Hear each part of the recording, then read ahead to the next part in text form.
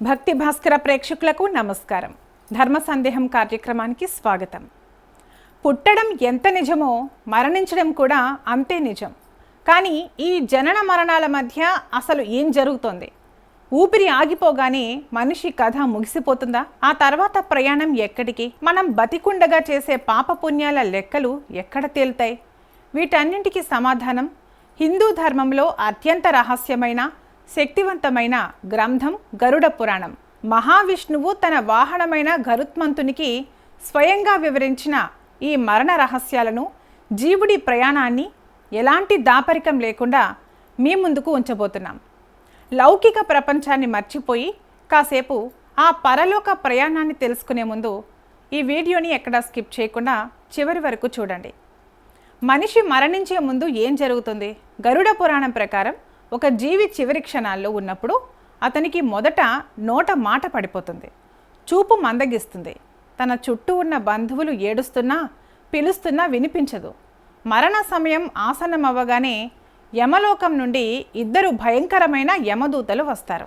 వారి కళ్ళు నిప్పులు చెరుగుతుంటాయి, వారి చేతుల్లో పాశం అంటే తాడు ఉంటుంది. ఆ రూపాన్ని చూసి జీవుడు భయంతో వణికిపోతాడు. ఆ సమయంలో మనిషి శరీరం నుండి సూక్ష్మ శరీరం బయటకు వస్తుంది. బతికుండగా ఆ మనిషి చేసిన కర్మలను బట్టి ఆ ప్రాణం ఏ మార్గం గుండా వెళ్లాలో నిర్ణయించబడుతుంది.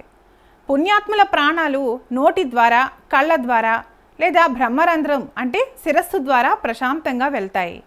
కానీ పాపాత్ముల ప్రాణాలు మాత్రం అత్యంత బాధాకరంగా మలమూత్ర విసర్జన ద్వారాల గుండా బయటకు లాగబడతాయి. శరీరం నుండి విడిపోయిన ఆ సూక్ష్మజీవుడిని యమదూతలు కాసేపు గాల్లోకి తీసుకెళ్తారు. కేవలం కొన్ని క్షణాల్లోనే ఆ జీవుడిని యమలోకానికి తీసుకెళ్ళి అక్కడ అతడి పాపపుణ్యాల ప్రాథమిక చిట్టాను చూపిస్తారు. దీన్నే మనం ట్రైలర్ అనుకోవచ్చు. ఆ తర్వాత కేవలం 24 గంటల లోపే ఆ జీవుడిని మళ్ళీ భూలోకంలో ఉన్న అతని ఇంటి వద్దకు తీసుకొచ్చి వదిలేస్తారు. ఎందుకంటే ఆ జీవుడికి తన శరీరంపై ఉన్న మోహం అంత సులభంగా పోదు. చనిపోయిన తన శరీరాన్ని చూసి ఆ జీవుడు ఏడుస్తాడు, మళ్ళీ ఆ శవంలోకి దూరిపోవాలని ప్రయత్నిస్తాడు. కానీ యమదూతల పాసం వల్ల అది సాధ్యం కాదు.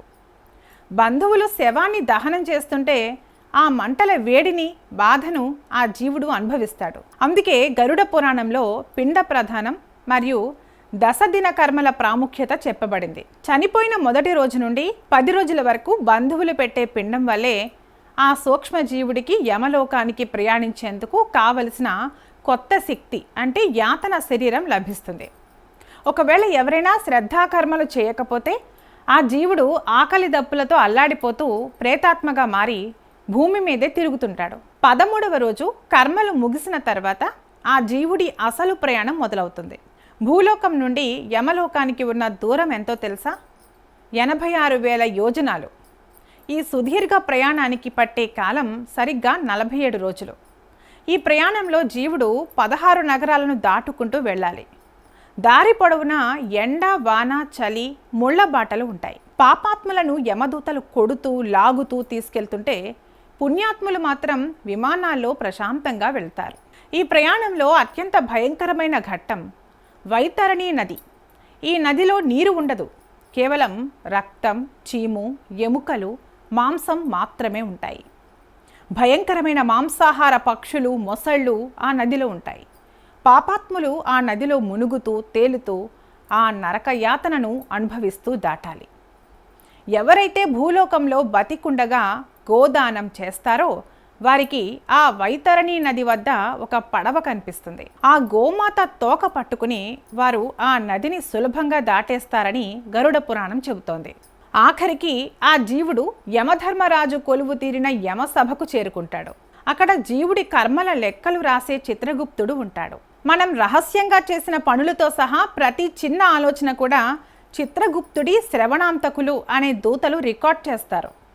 యమధర్మరాజు ఇచ్చే తీర్పు ప్రకారం పాపులకు కఠినమైన నరక శిక్షలు ఉంటాయి.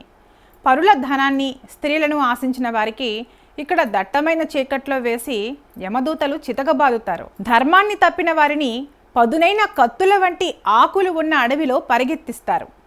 ఆ ఆకులు తగిలి శరీరం ముక్కలవుతుంది. శిక్షలు అనుభవించిన తర్వాత లేదా పుణ్యఫలం ముగిసిన తర్వాత ఆ జీవుడికి పునర్జన్మ లభిస్తుంది.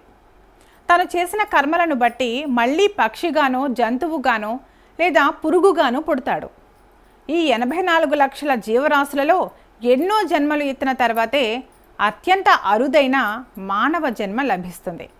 అయితే గరుడ పురాణం మనల్ని భయపెట్టడానికి రాసింది కాదు, మనం బతికుండగానే ఎలా జీవించాలో నేర్పడానికి రాసిన జీవన వేదం.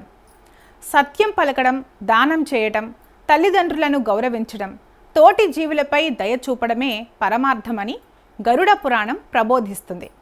ఎందుకంటే మరణించాక మనం సంపాదించిన ఇళ్ళు, ఆస్తులు, బ్యాంకు బ్యాలెన్స్లు ఏవి మన వెంటరావు.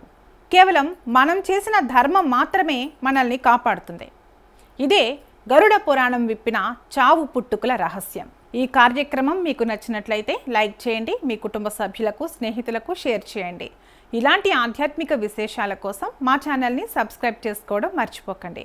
సర్వేజన సుఖినో భవంతు.